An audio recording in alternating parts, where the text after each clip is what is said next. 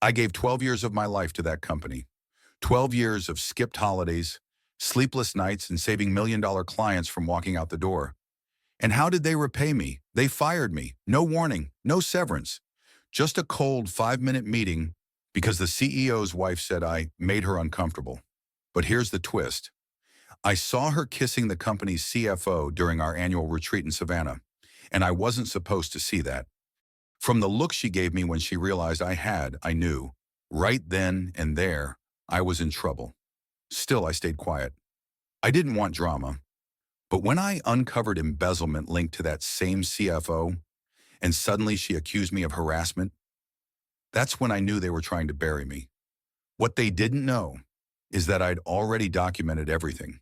Emails, security footage, offshore transfers, even a backup sent to the SEC.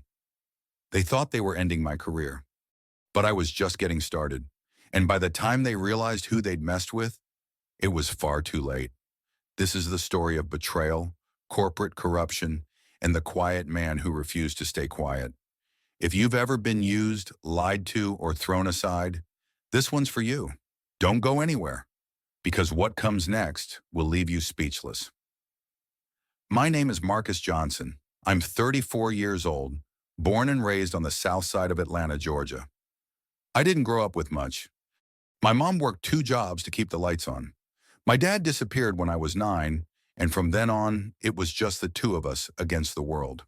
When I graduated from Georgia State with a degree in marketing, I didn't have any connections or family name to lean on. I took the first unpaid internship I could find at Blackwell & Co., a high-end advertising firm known for its exclusive clientele and cutthroat culture. On my first day, I wore a second-hand suit and shoes that pinched my feet. But I walked in tall.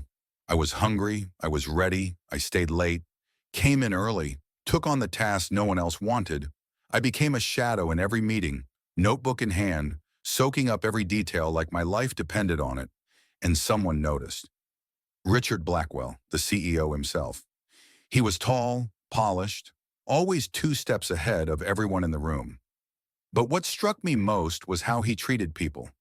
He remembered names. He asked about your family. He once gave me a ride home when my car broke down. Didn't think twice about it. Over the years, he became more than a boss. He was a mentor, a friend, almost like the father figure I never really had. When I was promoted to junior executive, he clapped the loudest. When I closed my first $1 million deal, he invited me to celebrate with his family. His wife, Victoria, made us drinks.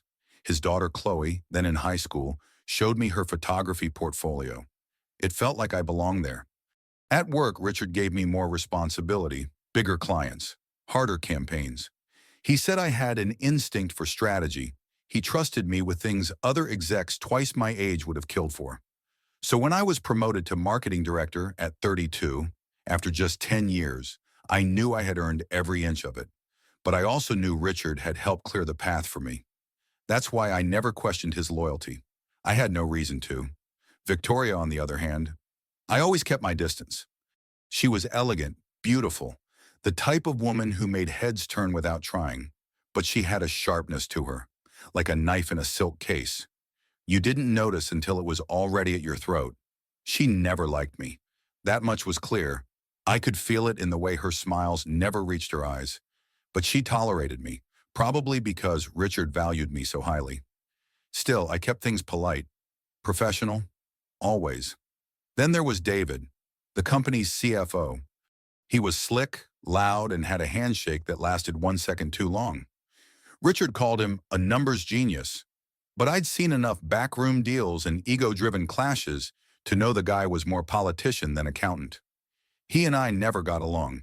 He thought I was too quiet. I thought he was too loud. We kept our distance, and that worked just fine. By year 12, I was living comfortably, not flashy but stable. I bought my mom a condo, helped her retire early, started mentoring interns the way Richard had once mentored me. Life wasn't perfect, but it felt earned. Then came the annual company retreat, an exclusive weekend in Savannah, hosted by Richard and Victoria at a private estate they'd rented out. I wasn't the kind of guy who looked forward to mingling with execs over wine tastings and golf carts, but it was tradition. and Richard had personally asked me to come. "I want you there, Marcus," he'd said. "Your family." I packed my bag that Friday morning without a clue. No clue that this retreat, this beautiful, moss-covered paradise, would be the beginning of the end. The Blackwell retreat was everything you'd expect from a man like Richard: elegant, secluded, and immaculately planned. A private estate just outside Savannah, complete with sprawling oak trees, Spanish moss, and a wraparound veranda that looked like something out of a Southern Gothic novel. The staff wore uniforms, the wine list had French words I couldn't pronounce, and the pool glowed at night like a movie set. I arrived Friday evening and was handed a glass of champagne before I could even check in. Everyone was already there: senior partners, their spouses, a few board members. David, of course, was the loudest voice in the room, laughing too hard at his own jokes, his arm casually draped over Victoria's chair. That should have been my first warning. Victoria wasn't even pretending to sit near Richard. She floated through the event like she owned the place. And maybe in a way she did. I kept my distance, sipping slowly, smiling politely. I had no interest in politics or pillow talk. I was just there to represent my department, check the right boxes, and get back to Atlanta.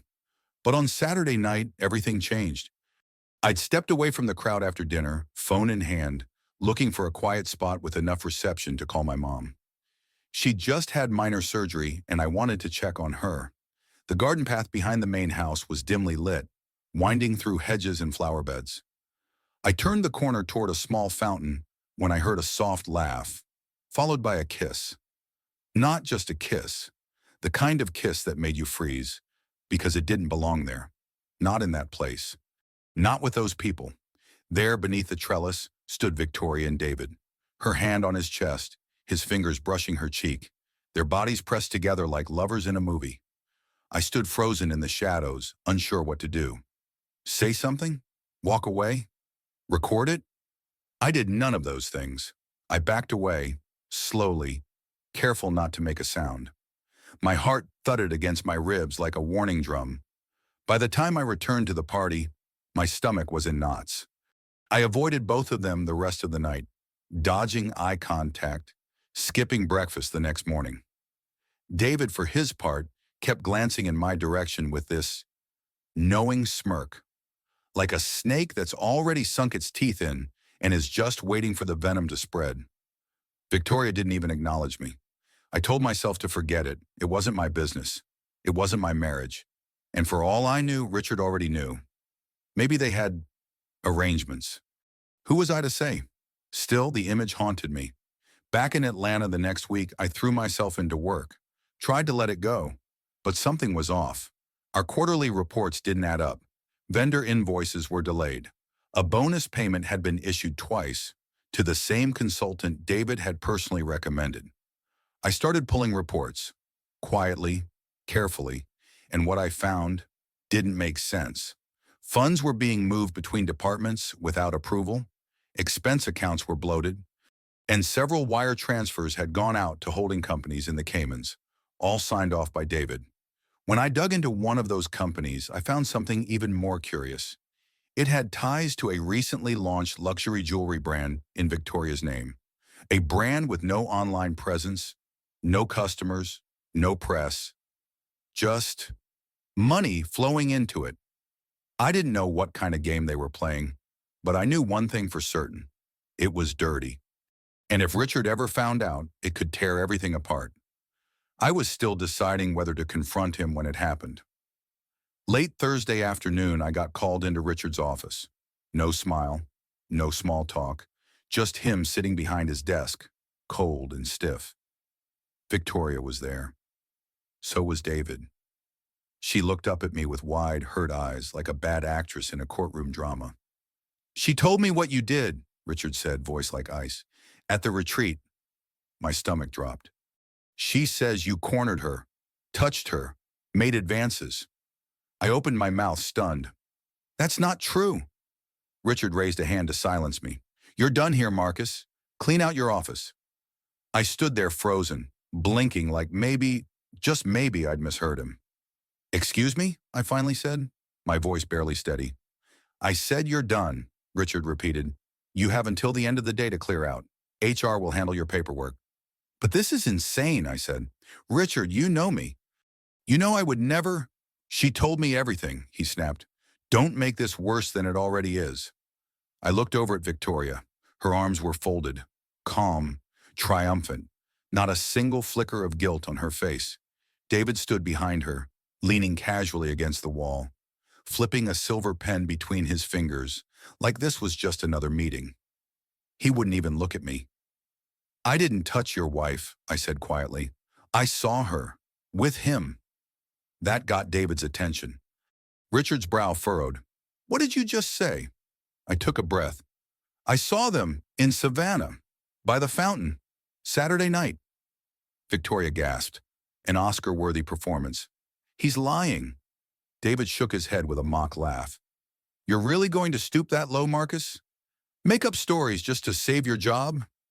My mouth went dry. Richard didn't look at me anymore. He stood up, walked to the window, and stared out at the skyline like it might give him the answers he didn't want to hear. This isn't up for debate, he said finally. We're offering you the opportunity to resign, quietly. If you refuse, we'll terminate your contract immediately, and I'll make sure every firm in this city knows exactly what you did. That was it. After 12 years, no hearing, no due process, no interest in the truth, just exile. I didn't say another word. I walked out, grabbed a box from supply, and started packing my things. People peeked over cubicle walls like spectators at a funeral. Some avoided my gaze. Others looked sorry, but said nothing. No one helped. When I reached for the framed photo of my mom, I kept on my desk. My hands shook. I hadn't even told her what was happening yet. As I left the building, security followed me all the way to the elevator. One of them stood with his arm across the door until it closed behind me. I walked into the parking lot and sat in my car for 20 minutes before I could turn the key. 12 years. Gone in 12 minutes. But here's the thing. I wasn't broken. Not yet. Because long before this moment, something inside me had sensed the shift. The looks from David, the passive-aggressive comments from Victoria, the tension in meetings, the vague, bloated budgets. So I'd done something I never told anyone. I backed up my files, all of them. I'd forwarded suspicious emails to my personal account, took screenshots of the wire transfers, copied spreadsheets. I even requested, through a friend at the retreat venue, the security camera footage from that weekend. It wasn't high resolution, but it was enough. Victoria and David, in the garden, hands on each other, faces close, time-stamped, undeniable. I had everything I needed to burn their little empire to the ground. And 3 days before that meeting with Richard, I'd already filed a confidential report with the Securities and Exchange Commission. I didn't know what the fallout would be. I didn't even know if they'd take it seriously. But I'd done it, just in case. Because I wasn't just fighting to save my job. I was fighting to protect what I built. My name, my work, my legacy. And if they wanted war, they just handed me the first match. The Monday after I was fired, I woke up at 6 a.m. like I always did. No alarm, no office to rush to. Just habit. I made black coffee, sat at the kitchen counter, and opened my laptop. That's when I began my real work. The first thing I did was organize everything. I created folders, labeled, time-stamped, encrypted. One folder for emails between David and the vendors, one for wire transfers with unexplained routing, another for expense reports signed off by Victoria using company funds, and one with the footage from Savannah, the blurry but clear enough scene of her and David locked in a kiss, arms wrapped like teenagers behind the garden trellis. Then I backed it all up onto 2 separate drives, one for safekeeping at my lawyer's office, and another I kept hidden at home. I wasn't out for revenge. Not yet. I was out for the truth. The SEC had already acknowledged receipt of my whistleblower report. A case number had been assigned. I knew it could take weeks or months for them to dig through the financial web David had spun. But I wasn't just relying on federal agencies. I knew the board. And I knew exactly which board members didn't like Richard's growing ego or David's smug entitlement. So I sent an anonymous packet to 3 of them. I didn't accuse anyone. I just presented the data, organized, color-coded, annotated with questions like, does this expense align with company policy? Or, Who approved this Cayman transfer? I didn't need to make conclusions. The numbers spoke for themselves. 3 days later, one of them, Patricia Liu, called me from an unlisted number. "I've seen the report," she said. "How deep does this go?" "Deeper than what I sent you," I replied, "and I have more." Within 48 hours, a quiet investigation was opened inside the company. No press releases, no warning, just internal audits and forensic accountants arriving like ghosts in the night. David didn't see it coming. Neither did Victoria. 2 weeks later, I got a call from my lawyer. "Don't turn on the news," he said. "Just breathe first." I did the opposite. Channel 5 was running a breaking story. FBI raids Blackwell & Coer's headquarters in alleged financial fraud investigation. There was aerial footage of agents entering the glass building I used to call home. Reporters outside, employees whispering into cameras. I saw David in handcuffs ducking into a black SUV. Victoria was being escorted out behind him, her face buried behind oversized sunglasses, lips pressed into a thin line. The news said millions had been funneled through shell companies over a span of 3 years. One of those companies was registered under Victoria's LLC, her jewelry brand. The SEC confirmed multiple counts of fraud, embezzlement, and conspiracy. By the next morning, the company had suspended Richard pending a full investigation. That part hurt more than I expected. Because for everything Richard had done to me, I still hadn't wanted this for him. But choices have consequences. And he'd chosen to believe a lie over a man who'd built his career serving that company like it was his own. 3 days after the raid, I got another call. From the board this time. They offered me the position of interim CEO. It should have been a triumphant moment, but I turned it down. I didn't want to return to the ashes of someone else's legacy. I wanted to build something of my own. So I used the settlement Richard's legal team offered, plus my personal savings, and founded ClearPath Creative, a boutique agency centered around transparency, ethics, and client integrity. At first, it was just me and 2 other people working out of a shared co-working space. But word spread. Clients I'd handled at Blackwell reached out. Not all at once, but steadily. They liked what I stood for, trusted the way I did business. 6 months in, we signed a national fitness brand. 1 year later, we took on a campaign for a major streaming service. And by the end of year 2, we weren't just surviving. We were competing, head-to-head with my old firm, and beating them.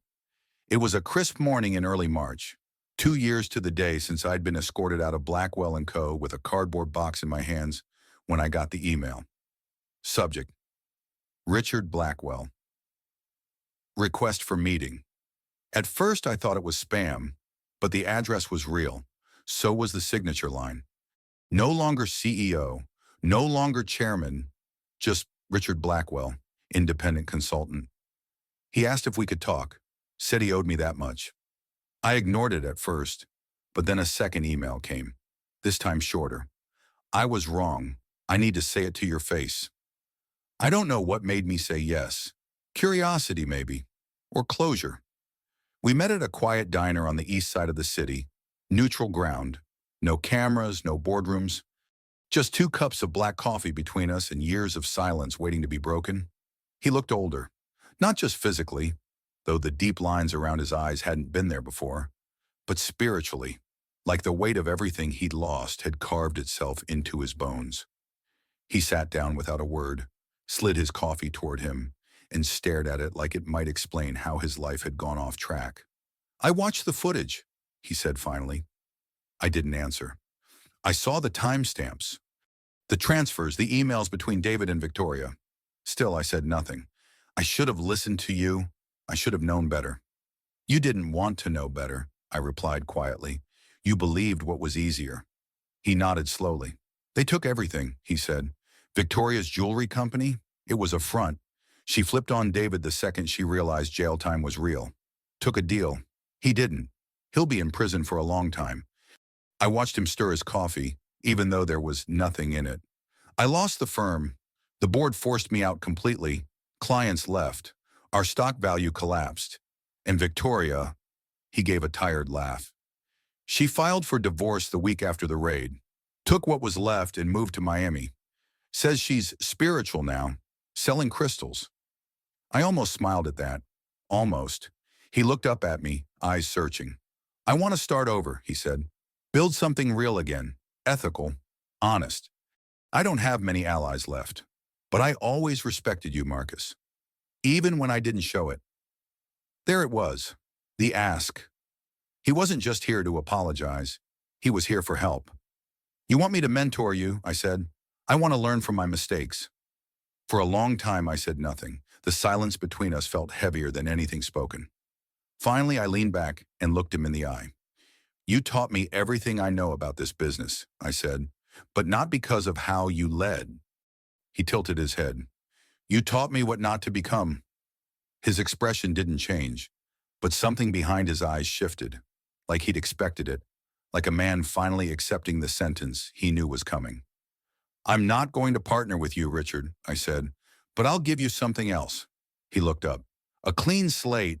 If you're serious about rebuilding, earn it, from the ground up, like I had to.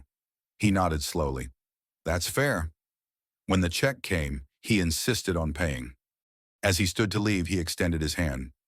For what it's worth, I'm proud of you. I shook it. Not for him. For me. Because I'd made it out the other side without losing who I was. That night, I walked into my office at ClearPath and looked around at the team I'd built. Young, talented creatives, people who trusted me, people I never wanted to betray. There was no glass corner suite, no golden nameplate, but there was laughter in the hall, ideas scribbled on whiteboards. Clients who sent thank you notes instead of lawsuits, and for the first time in a long time, I felt something I hadn't felt since that first day at Blackwell & Covenant Hope. It's been 3 years since I walked out of Blackwell & Co., 3 years since my name was dragged through the mud, and 3 years since I decided I wouldn't let that be the end of me. A lot's changed since then. ClearPath now has over 40 employees. We've moved into a bigger space downtown, just a few blocks from where I used to work. Funny how life circles back. My mom comes by the office sometimes, bringing peach cobbler for the interns like they're her own grandkids. She still calls me every Sunday, asks if I'm sleeping enough. I tell her yes, but truthfully, I sleep better now than I ever did climbing that corporate ladder. Because now I know exactly who I am. I'm not someone's backup plan, not a pawn, not a name on a termination letter. I'm the man who saw the fire coming and built his own shelter before it hit. I don't think Richard will ever get back what he lost. And maybe that's the cost of choosing pride over truth.